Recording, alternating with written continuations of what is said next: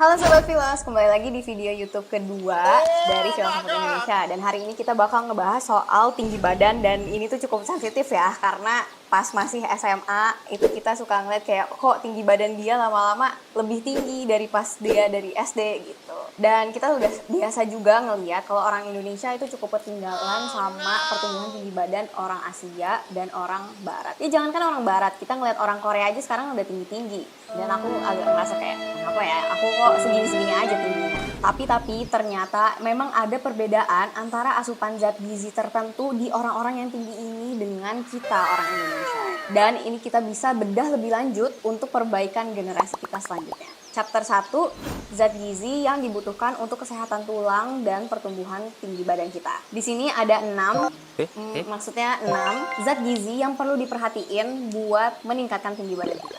6 zat gizi ini terdiri atas yang pertama, ada kalsium, vitamin B, magnesium, protein, vitamin B, dan ternyata vitamin C. Dicatat nih, dan kalian juga bisa screenshot hasil dari video yang ditampilin di layar. Chapter 2, tinggi badan dipengaruhi oleh makanan dan genetik.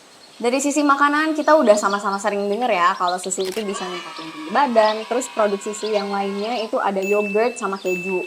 Nah, bahan makanan yang kayak gini itu memang tinggi akan zat-zat yang tadi udah aku sebutin, kayak kalsium, magnesium, dan lainnya. Terus ditambah lagi, untuk sumber kalsium itu sebetulnya bukan hanya dari susu aja, tapi itu juga ada di ikan teri, ikan asin, dan ikan-ikan yang tulangnya itu dimakan, kayak bandeng presto itu juga termasuk.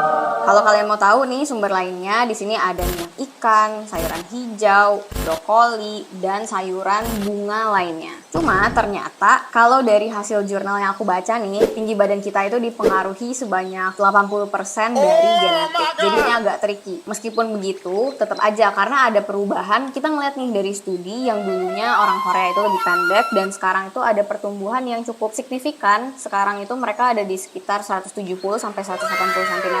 Nah, ternyata di studinya itu memang melihat ada perubahan makanan. Jadi teman-teman nggak perlu khawatir karena masih ada harapan untuk diperbaiki untuk generasi kita selanjutnya. Chapter 3, durasi pertumbuhan tulang kita. Jadi sebenarnya pertumbuhan tulang itu dibagi jadi 2 jenis, yaitu jenis kelamin laki-laki dan perempuan. Karena ternyata jenis kelamin itu mempengaruhi pertumbuhan tulang seseorang. Nah, itu karena berkaitan dengan usia pertumbuhan tulangnya. Kalau cewek-cewek di sini biasa pertumbuhan tulang ada di usia 10 sampai 14 tahun. Kira-kira sisanya itu ada sampai 16 tahun. Sedangkan kalau untuk yang cowok-cowok mulainya lebih lama nih. Dia dari 12 tahun sampai ke 16 atau 18 tahun. Sebetulnya masih ada harapan juga sampai 20 tahun, cuma itu lebih jarang atau pertumbuhannya tuh dari yang naik terus lama-lama lurus kayak gitu.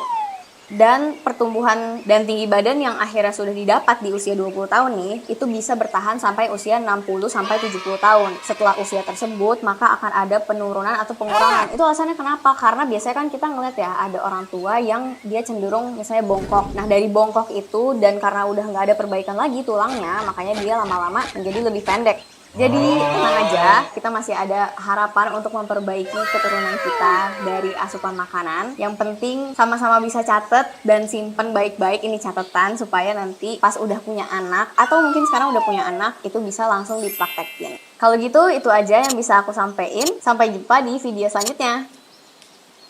Tapi kalau pemandangan 173 cm itu kayak gimana ya?